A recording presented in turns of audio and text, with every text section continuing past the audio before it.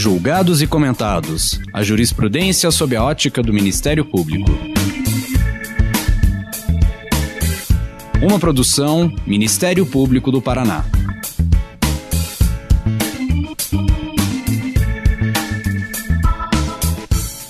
Olá, estamos começando mais um episódio do Julgados e Comentados.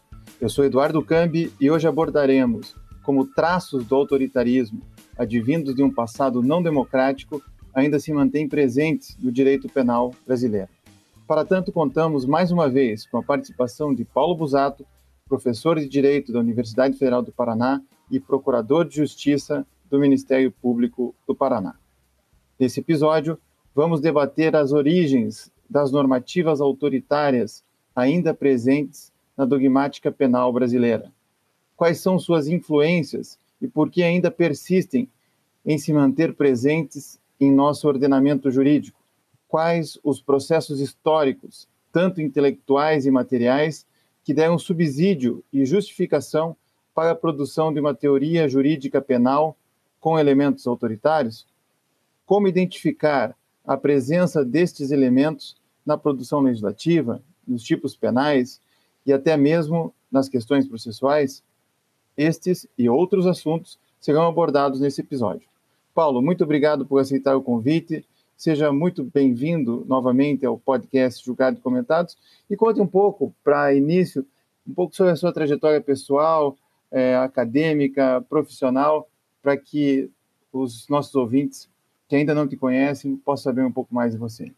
Bom, gostaria primeiro, antes de tudo, agradecer a oportunidade de estar de novo contigo, Eduardo, nesse programa, porque eu acho que isso é um programa instrutivo, né, que atinge um número de pessoas muito grande e que traz também uma palavra vinda de dentro do Ministério Público como uma espécie de prestação de contas de um serviço público, né, para a população.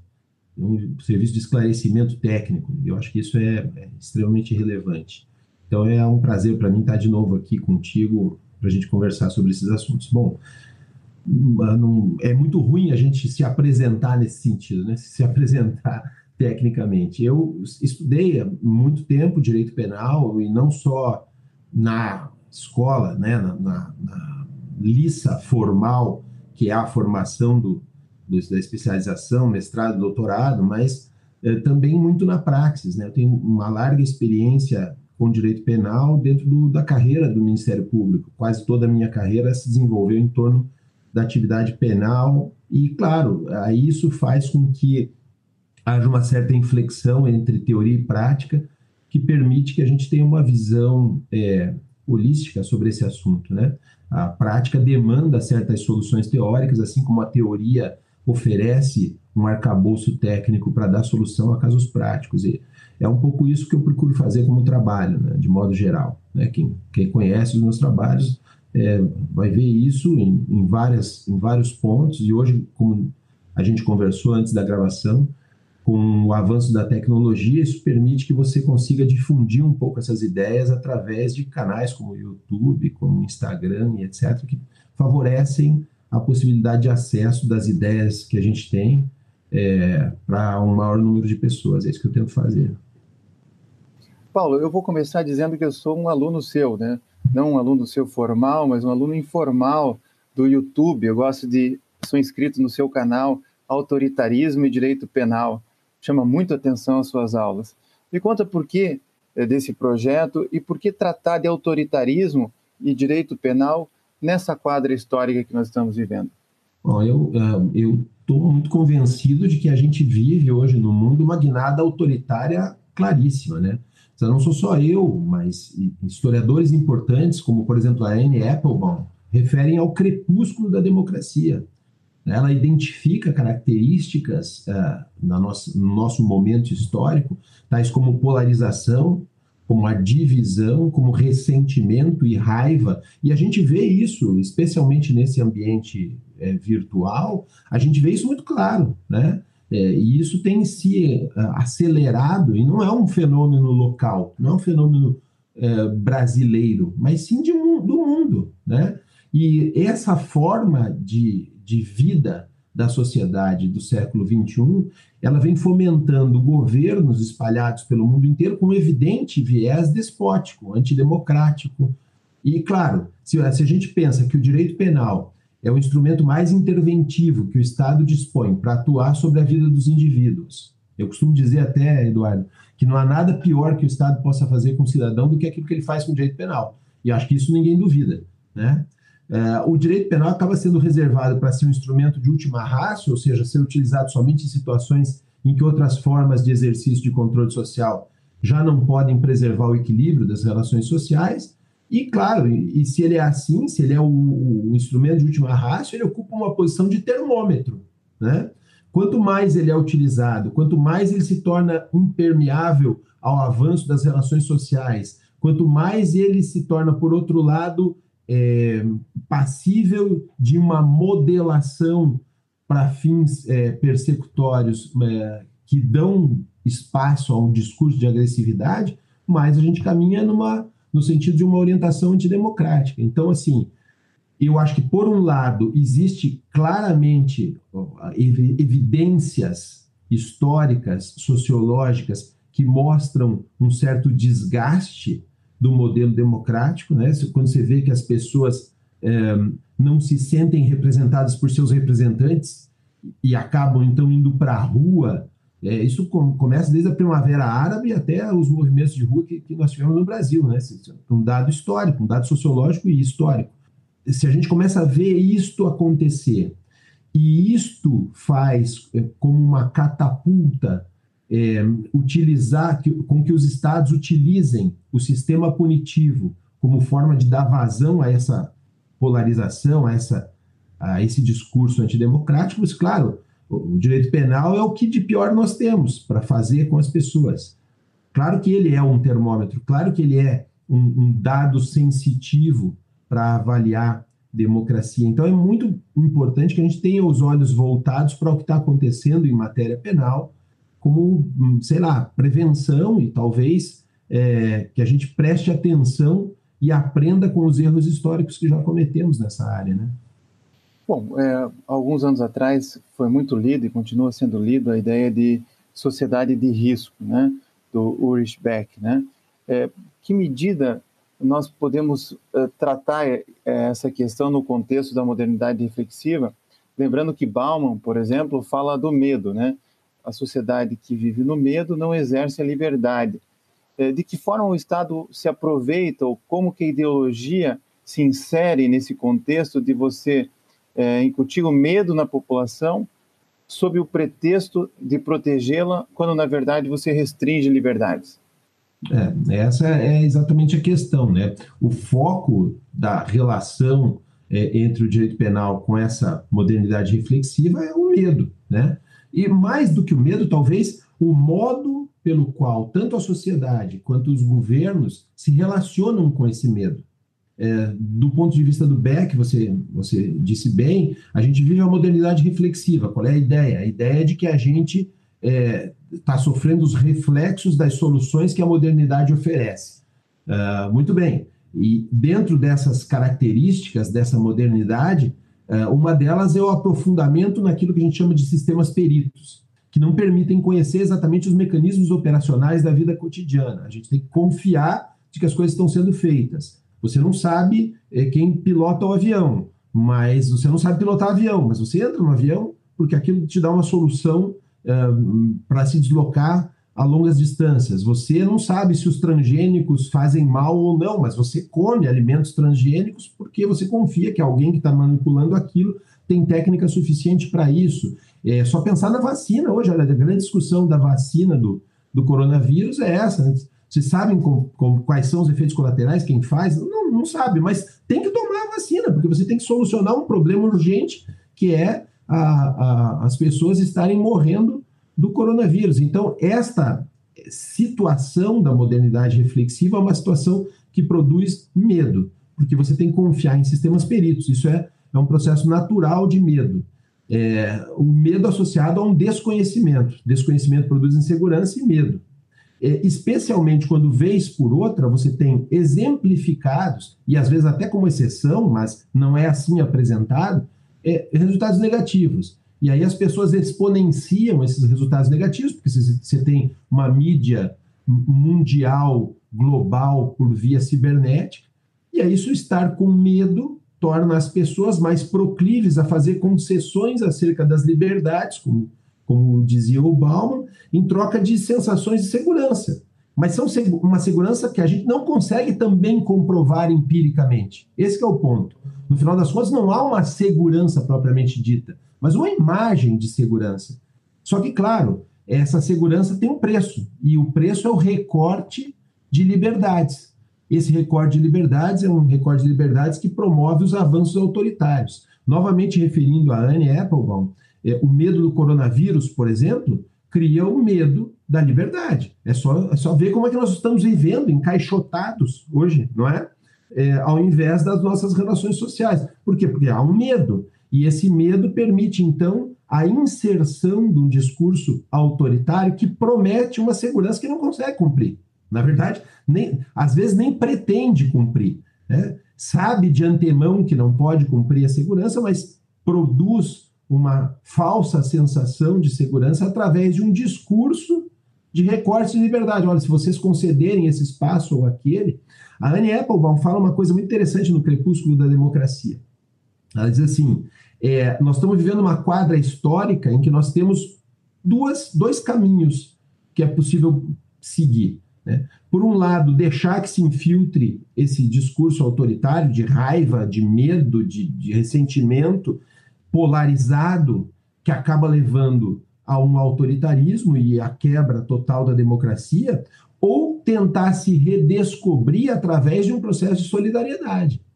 E essa é uma opção que nos cabe. Como é que a gente filtra o medo? O medo nos leva a quê? Ao rechace ou à solidariedade? Isso é uma escolha. E obviamente, essa escolha é uma escolha em que os líderes, os que ocupam posição de liderança, eles devem decidir isso. O que é que nós vamos fazer? Nós vamos prometer segurança à custa de liberdade, nós vamos ter uma postura que abre passo a discursos e a regras autoritárias, ou nós vamos, nesse momento, nos solidarizar com quem está com medo, nos colocar no lugar de quem está com medo. São soluções óbvia, de empatia, que é a inclusão do outro, né? Ou de egoísmo, né? Eu me protejo à custa do que seja. Então, é uma quadra histórica de decisão. E aí, lembrando o Beck, eu acho que, claro, isso começa lá no Sociedade de Risco, mas acho que a grande referência hoje é o Metamorfose, né? Metamorfose do Mundo, né? Que é o livro póstumo do Beck, em que ele diz exatamente isso. Olha, o mundo não está sofrendo uma revolução, não é uma evolução, não é uma involução, é uma metamorfose. O mundo está se convertendo em um outro mundo novo, né? É a borboleta saindo de dentro da lagarta. Que borboleta é essa que vai sair? A questão pode ser uma borboleta de fato, ou pode ser um animal, um inseto terrorífico. Vai depender da gente, né? Então é uma quadra histórica em que escolhas são muito importantes. E é bem legal que a gente esteja fazendo isso dentro de um ambiente do Ministério Público, porque tem uma escolha que é penal, que é a escolha da política criminal a ser adotada, que essa está nas mãos de cada promotor. Cada promotor, como indivíduo, toma decisões diárias acerca de uma postura proclive ao autoritarismo ou proclive a uma solidariedade. É ele que vai decidir na ponta da corda, né?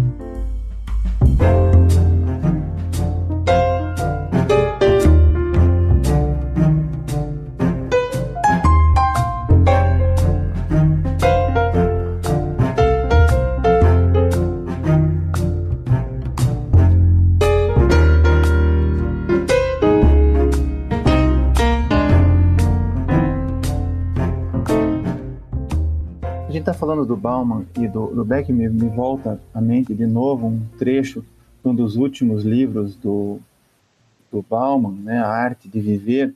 Lembrar que o Bauman viveu de 1925 e morreu em 2017, com 92 anos, ou seja, ele judeu, né, saiu da Polônia, foi para a Inglaterra e combateu muito o autoritarismo.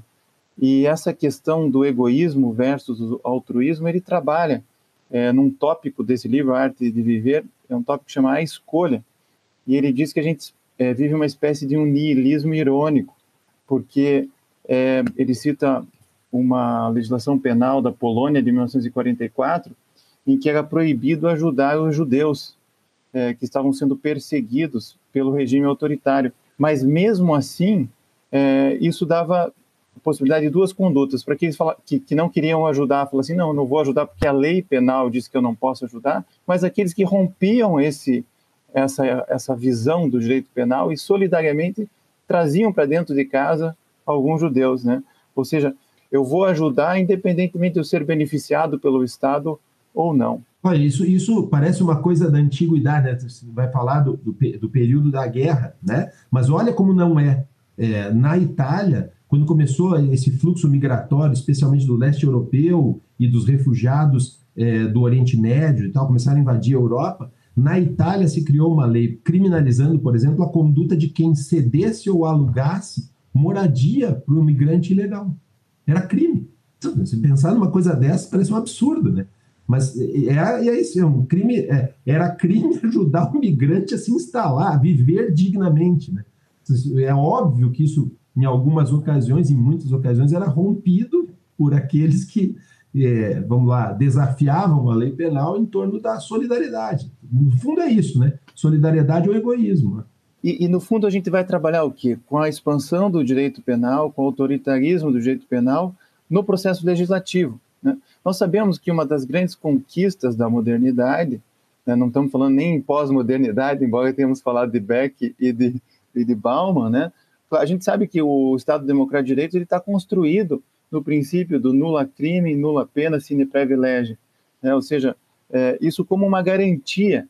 E nós temos visto, pelo menos no âmbito do direito penal internacional, que o Estado é muitas vezes colocado no banco dos réus, porque vai além desse paradigma antropocêntrico para, em nome de uma maioria, amesquinhar uma minoria, como foi o caso dos judeus, como são outros grupos perseguidos por regimes autoritários, agora de ultradireita. Então, em que medida, Paulo, você enxerga esse autoritarismo penal no processo legislativo, especialmente criando um direito penal expansivo, um direito penal do autor, um direito penal do inimigo? Como é que você explica isso? Bom, claro, essa é uma das formas, né? O direito penal, a edição de novas leis penais contemplando endurecimento de penas, criação de novas incriminações, evidente que pode ser uma expansão do direito penal. Eu gosto muito de ter um pouco de cuidado com isso, sabe, Eduardo? Porque, embora pareça às vezes que o direito penal está se expandindo ao criarem novas incriminações, por exemplo, se criou vários dispositivos recentes no Código Penal brasileiro acerca de incriminações de condutas praticadas em ambiente virtual, né? Stalking e outras coisas assim. Alterações no estelionato, no furto, relacionadas a isso. A Lei 1455, 1488, né, que tratam disso. Mas essas incriminações não sempre são expansão. Isso é importante a gente ter uma ideia. Olha, a sociedade cresceu de um modo muito diferente. A revolução cibernética, aquilo que a gente chama de revolução 4.0, né, do Schwab, né, a ideia de que nós estamos vivendo uma outra forma de revolução social, ela traz uma exponenciação de relações sociais. É só a gente pensar com quantas pessoas a gente se relacionou hoje, e a gente acabou de acordar 2, 3 horas atrás. Então, o que acontece? O número de relações sociais que a gente tem hoje é muito maior do que a gente tinha 10, 20 anos atrás. Então, é natural que essas relações sociais possam ser lícitas ou ilícitas. E, em números absolutos, aumente o número de relações lícitas e aumente o número de relações ilícitas. Isso é uma coisa normal. A questão de expansão do modelo legislativo estaria presente se a proporção de relações sociais ilícitas aumentasse em relação às lícitas. Então, se trata de um número proporcional, não de um número absoluto. Porque, em números absolutos, se aumentam as relações sociais, aumentarão as relações sociais ilícitas. Então, óbvio que vai haver um aumento, né? Tem que cuidar um pouco com essa questão da expansão do direito penal em número de incriminações, sabe? O simples número de incriminações não significa expansão, significa talvez uma migração. Mas eu gostaria de chamar a atenção para outros dois lados. Primeiro, ao mesmo tempo que essa sociedade vai mudando, ela vai deixando para trás algumas bagagens que eram coisas sem importância ou que foram perdendo importância com o passar do tempo, mas que se preservam como incriminações. Vou dar um exemplo muito concreto que é citado pelo Alamiro Veludo, né? Ele diz assim, ele tem um livro muito interessante sobre os crimes patrimoniais. Por que nós não fizemos uma revisão completa dos crimes patrimoniais lá de 1940? É óbvio que a figura do patrimônio como proteção ao patrimônio individual lá de 1940 não é a mesma dimensão social do patrimônio da Constituição de 88. E por que a gente não fez uma revisão total desse capítulo? Recentemente se inseriu, por exemplo, a ação penal pública condicionada no estelionato, certo? Por que não se estende a todos os crimes patrimoniais? Porque daí aquela questão da intervenção mínima, aquilo que não interessa nem para a vítima, a gente deixa de perseguir. Mas continua lá a ação pública incondicionada, entende? Então, queria chamar a atenção menos para incriminações novas e mais para coisas velhas que a gente já deveria ter descartado do direito penal e a gente continua preservando ali. Por que a gente continua chamando de juizado especial criminal algo que regula situações negociadas entre as partes? Alguém imagina negociar liberdade? Parece razoável negociar liberdade? Liberdade é um valor intrínseco e negociável, faz parte da preservação daquilo que é a essência do humano. Os princípios de celeridade, de economia processual que regem o juizado especial criminal são princípios de direito administrativo. E por que a gente continua chamando de criminal aquilo? Por que aquilo ainda é crime? Por que aquilo ainda é contravenção penal? Não é um direito de ordenação administrativo sancionador, porque se ele tem todos os princípios de direito administrativo sancionador. Então, eu queria chamar a atenção menos para onde a gente está indo e mais para aquilo que a gente remanesce no penal e que já deveria ser descartado. Isso, um ponto de vista. E o segundo, que talvez é o mais importante, onde a gente tem atuação direta, é a questão do processo de criminalização secundário. Porque você tem lá o processo de criminalização primário, a criação de leis, a revogação de leis, etc., mas a gente se ocupa pouco da questão onde o MP tem uma missão essencial. Quem pauta a política pública no Brasil é o MP. No processo de criminalização secundária, que é onde a interpretação das normas tem pendido para nuances mais contundentes, menos democráticas e mais autoritárias, é onde a gente deveria prestar mais atenção. Né? Ali a gente pode influenciar na interpretação das leis exatamente em cada caso concreto. Esse era um ponto de trabalho muito importante também, em que a gente pode identificar perfeitamente vieses autoritários e democráticos. Né?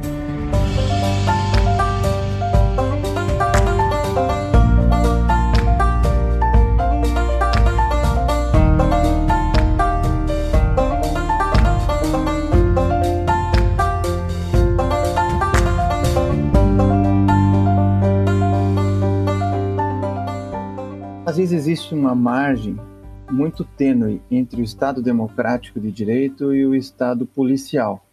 E isso está no contexto do autoritarismo.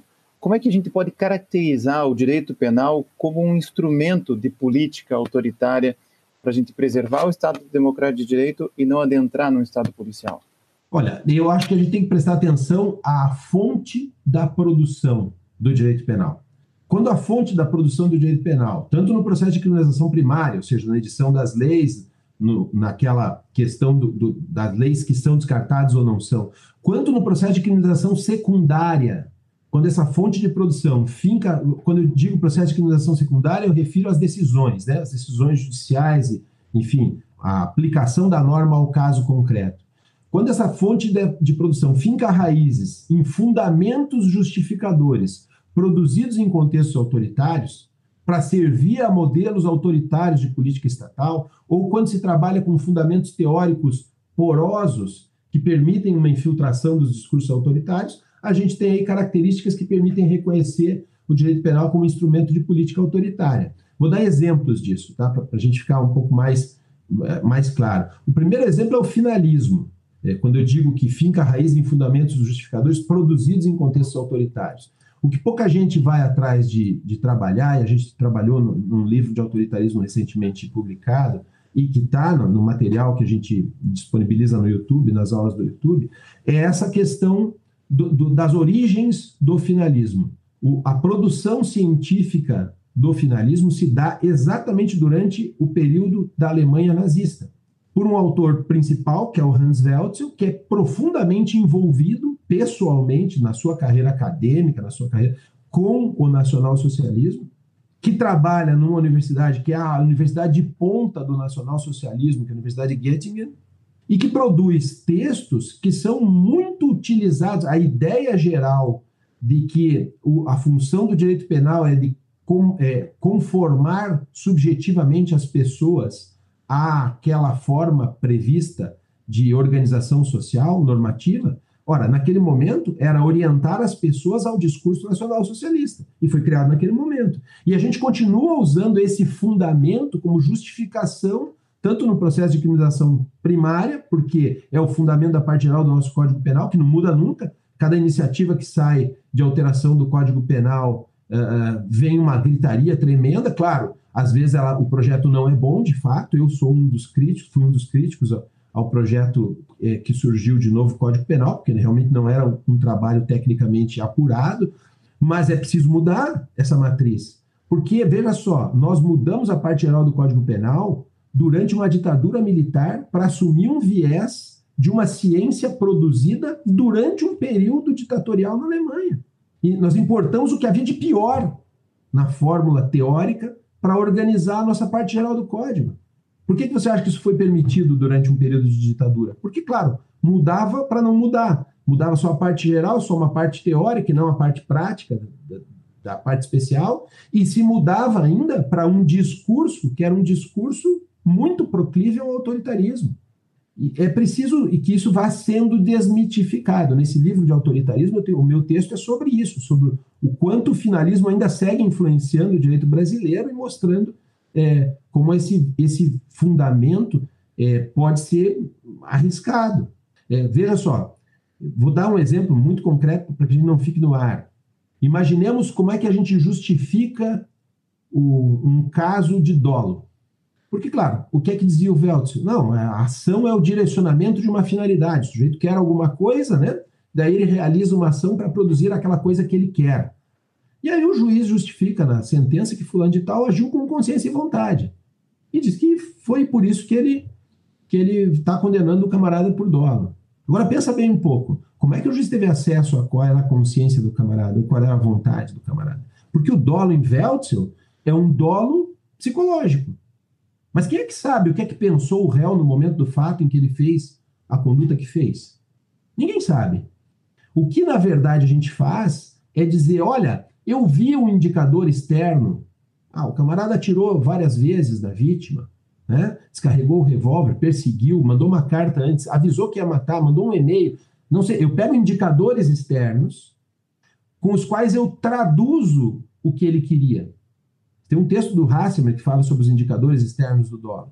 Então, veja, eu pego esses elementos e esses elementos eu trabalho na prova, eu discuto esses elementos na prova e digo que isto significa, ou tem o sentido de que ele agiu com dolo. E aí, quando eu faço isso, eu estou discutindo esses fundamentos. Esses fundamentos. E, claro, o meu ex-adverso vai dizer outra coisa, vai dizer, não, na verdade, ele socorreu a vítima, o que ele disse que ia matar era só figura de linguagem, porque ele estava nervoso. Ou seja, ele vai buscar outros indicadores que procurem traduzir que ele não agiu com dolo. Mas ninguém pode fundamentar uma coisa dizendo que fulano queria ou não queria, porque ninguém sabe o que ele queria. Quando eu obrigo a pessoa a falar das razões pelas quais ela decidiu que aquilo era dolo, aí eu trago ela para uma realidade que é discutível. Qual fundamento é melhor, o meu ou o teu? Aí é uma discussão de fundamentos. E não uma discussão simplesmente sobre se ele queria ou não queria. Porque esse queria ou não queria não é acessível ao direito. Mas esse é o fundamento do discurso finalista, por exemplo. Né? Isso para dizer dos fundamentos do passado. Mas, olha, existem outros fundamentos teóricos também do presente, como é o caso do funcionalismo sistêmico do Jacobs, que sustenta que a norma é autopoética, no sentido de que o sistema normativo punitivo penal, o que pretende é manter-se estável, né? Então, quando alguém produz alguma coisa que contraria o sistema penal realiza um output, que é a pena, como forma de retorção para permanecer estável. Agora, perceba, essa estabilidade do sistema punitivo não é permeável à evolução social. Tem aquele problema que eu acabei de falar, de não descartar coisas que já não sejam úteis. E aí ele se preserva permanentemente. Ora, um sistema como esse, ele serve tanto para um modelo democrático quanto para um modelo autoritário. O modelo autoritário vai preservar o autoritarismo, o modelo democrático vai preservar a democracia. Então, também não é uma opção teórica viável. É preciso que a gente tenha opções teóricas que promovam a inclusão do outro. Sem isso, sabe? Então, está muito claro que ainda existem resquícios autoritários nos fundamentos daquilo que justifica tanto as legislações, né, quando se apresenta lá a exposição de motivos da lei e tal, é por isso, quanto no processo de criminalização secundária. O juiz afirmar simplesmente, fulano de tal queria ou pretendeu tal coisa. Como é que ele faz esse exercício de elucubração sem dar os fundamentos? E isso essa que é a questão básica, né? Bom, só para mencionar, né, o livro chama Autoritarismo e Controle Social Punitivo, coordenado pelo professor Paulo César Busato e pela desembargadora Priscila Plachassá. Foi publicado pela editora Tirante Brasil 2021. Mas para continuar esse diálogo, Paulo, eu me lembro mais uma vez do Bauman no seu livro póstumo que chama Retrotopia, né? A ideia de que os modernos diziam que a utopia é a construção de um futuro melhor. Já Bauman, naquela ideia de modernidade líquida, no seu livro do final do século XX, que foi uma crítica ao mal-estar da civilização, uma atualização ao mal-estar da civilização de Freud, onde ele diz que nós vivemos um tempo de incerteza e que nesse tempo de incerteza nós estamos muito mais pegados ao passado, aquilo que nós conquistamos, do que o futuro, porque o futuro pode ser muito mais sombrio do que o presente. E a gente vê que essa questão do autoritarismo se aplica tanto à direita quanto à esquerda.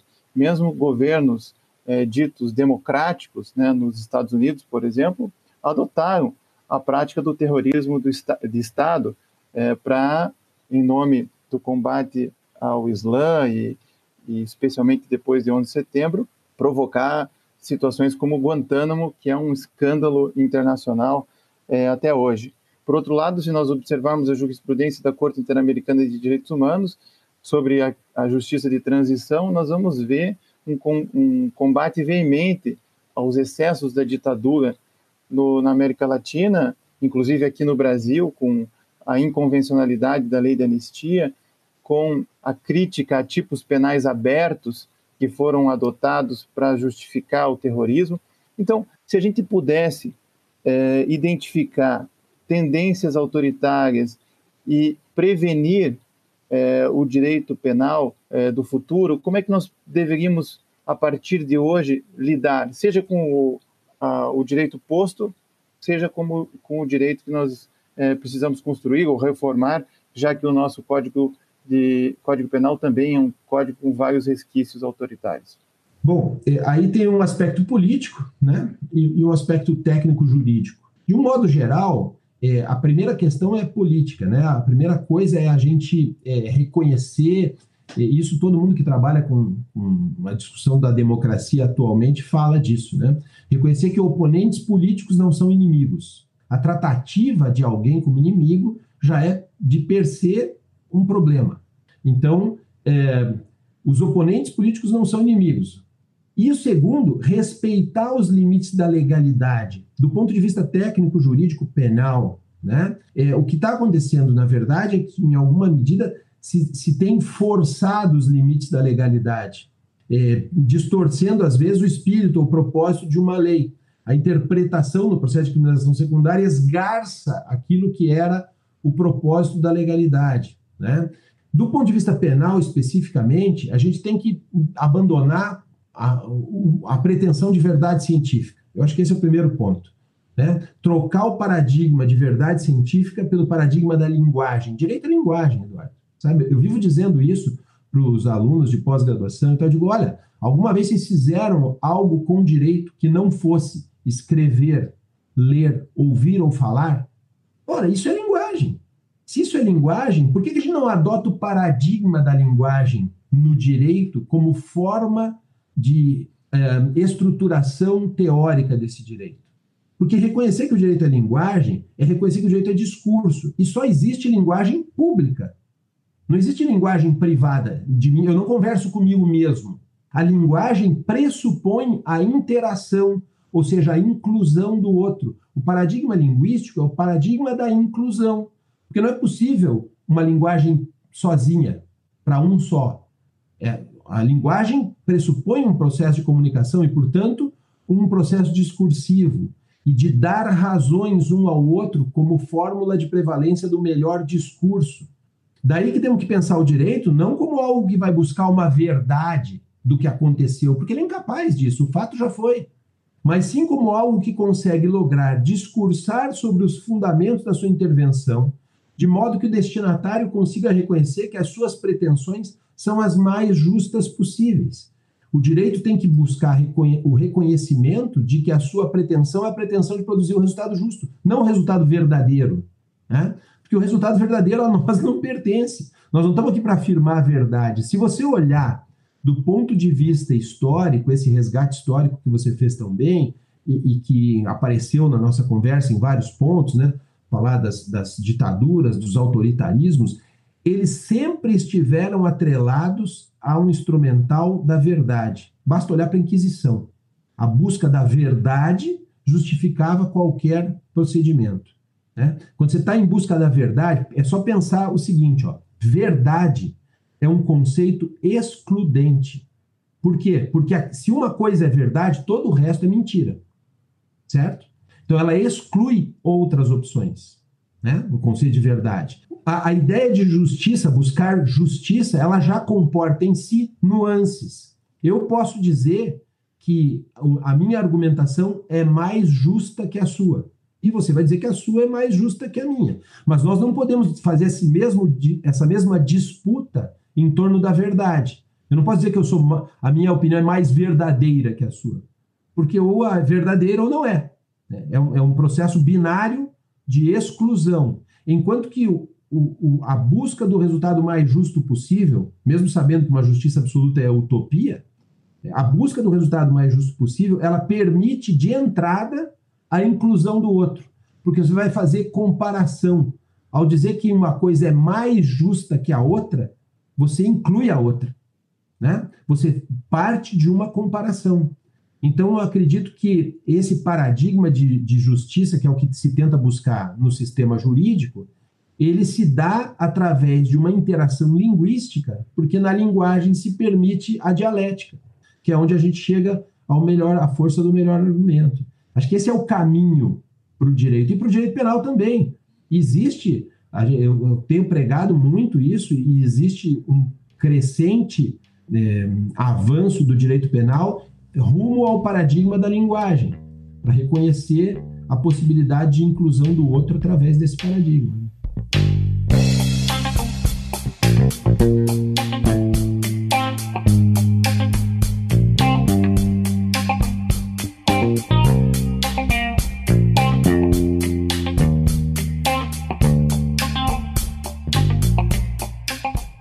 A gente está falando de justiça e, para terminar, a gente sabe que o sujeito universal do direito é o homem branco de classe média. Isso significa dizer que o direito está norteado por uma série de preconceitos.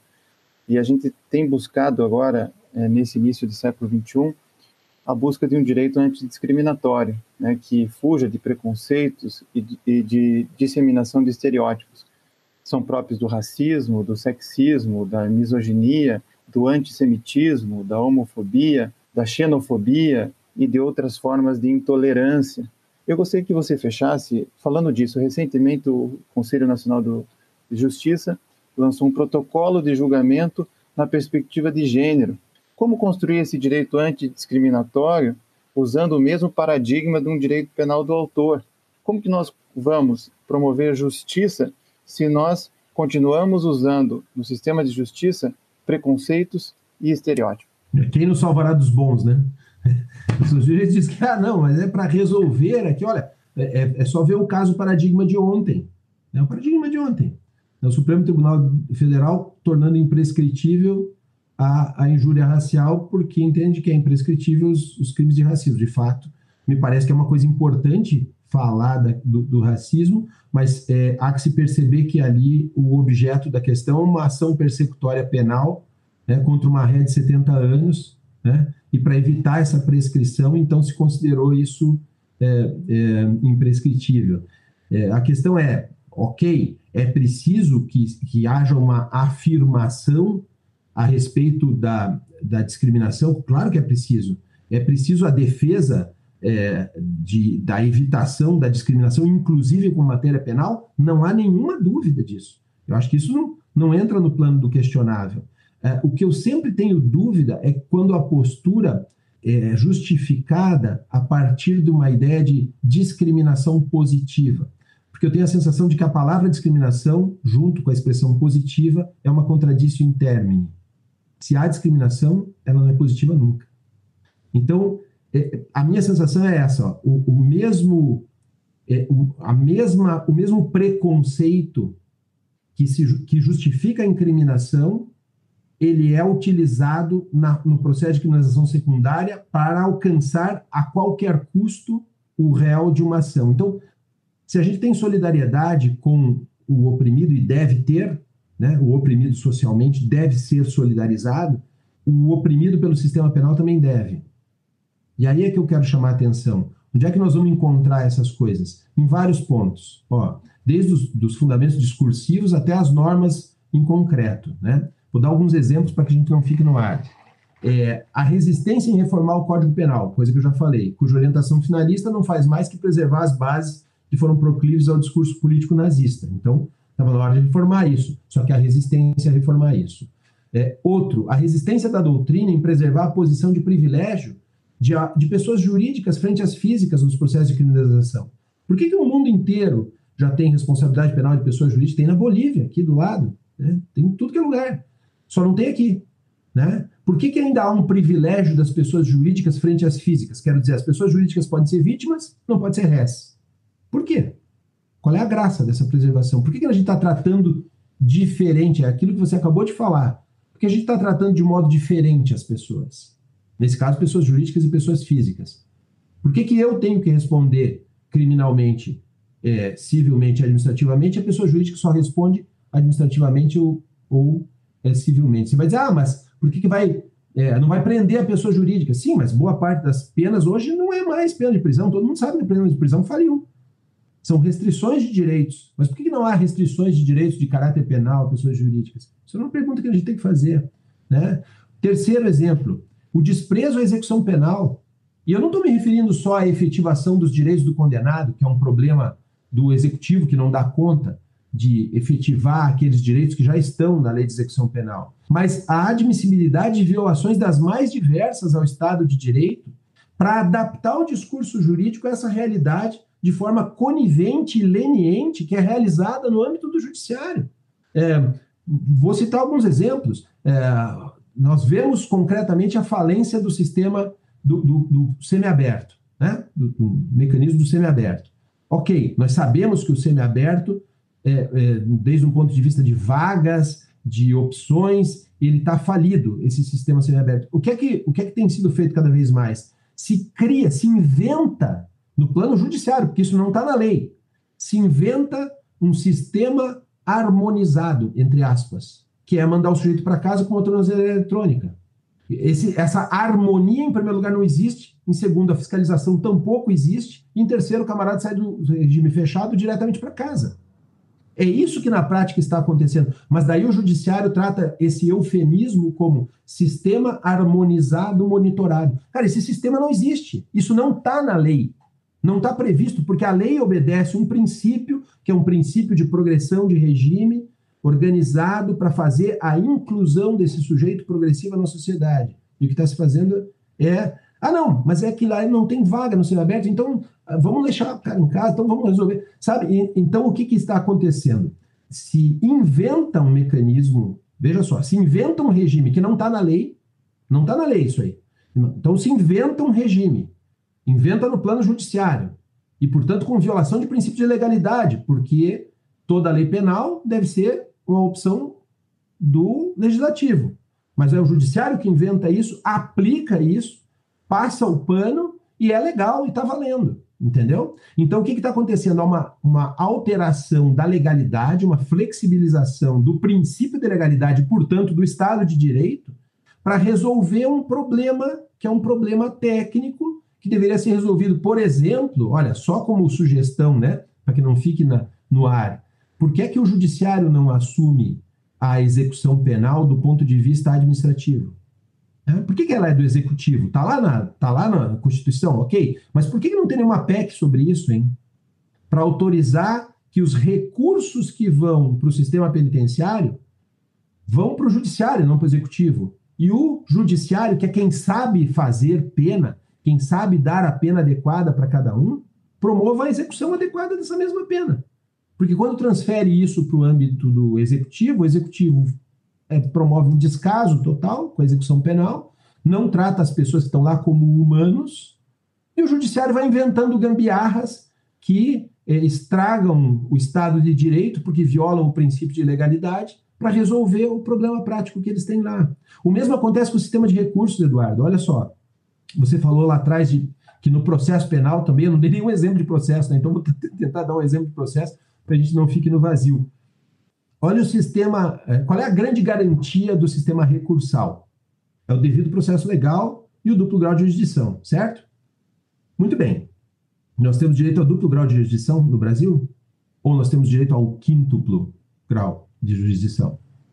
Todos sabem que o volume de recursos, especialmente quem trabalha no setor de recursos, sabe perfeitamente que o volume de recursos possíveis num processo penal é infindável. Passa das dezenas de recursos possíveis de revisão de uma mesma decisão. Será que é necessário tudo isso? Bom, a meu ver, é preciso urgente uma reforma do sistema recursal processual brasileiro para condensar isso aí. Dá o devido processo legal, dá o duplo grau de jurisdição, mas deu, aí termina. Só que daí a contrapartida a isso é como esse sistema recursal permite uma flexibilização muito grande, permite uma leniência muito grande, os processos nunca chegam ao final, o que acontece na prática? Aí se inventa a violação de direitos fundamentais para executar a pena que ainda não está transitada em julgado.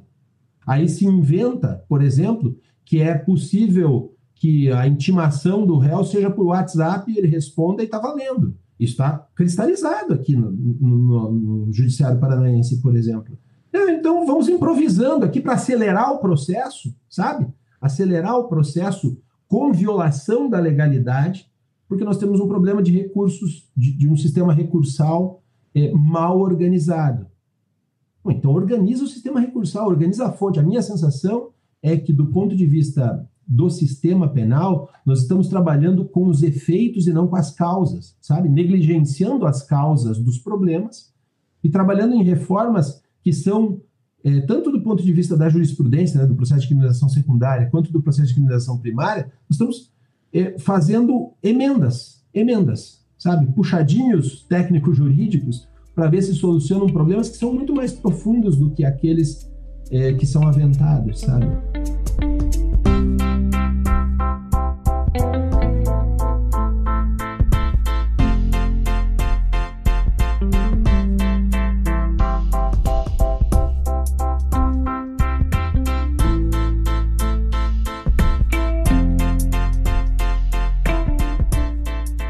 Paulo, eu quero agradecer muitíssimo a sua participação nesse episódio. Muito obrigado por compartilhar o seu conhecimento conosco. Disponha, Eduardo. Estou sempre às ordens para vocês. Aquilo que eu puder ajudar. Claro, quero, antes de tudo, dizer que tudo aquilo que eu falei aqui são opiniões, né? Opiniões que são opiniões de caráter técnico, elas não têm a ver com nenhuma posição política, né? O que coloco aqui são simplesmente problemas teóricos, né?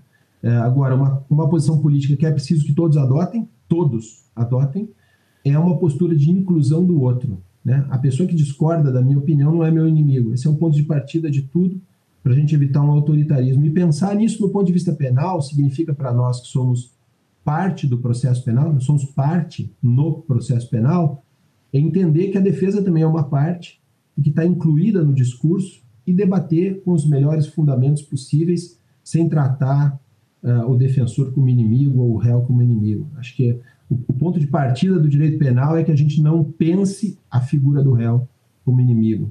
Muito bom, Paulo. Não desqualificar o nosso interlocutor, isso é democrático e não autoritário. Essa é uma grande lição que você nos deixa. Não se esqueça de curtir ou se inscrever em nossas redes sociais e assinar nosso podcast no aplicativo de sua preferência. Você também pode participar da elaboração dos julgados e comentados. Para sugerir um tema, encaminhar dúvidas ou comentários, envie para a gente no e-mail julgadosecomentados@mppr.mp.br ou pelas nossas redes sociais. Muito obrigado e até a próxima. Uma produção Ministério Público do Paraná.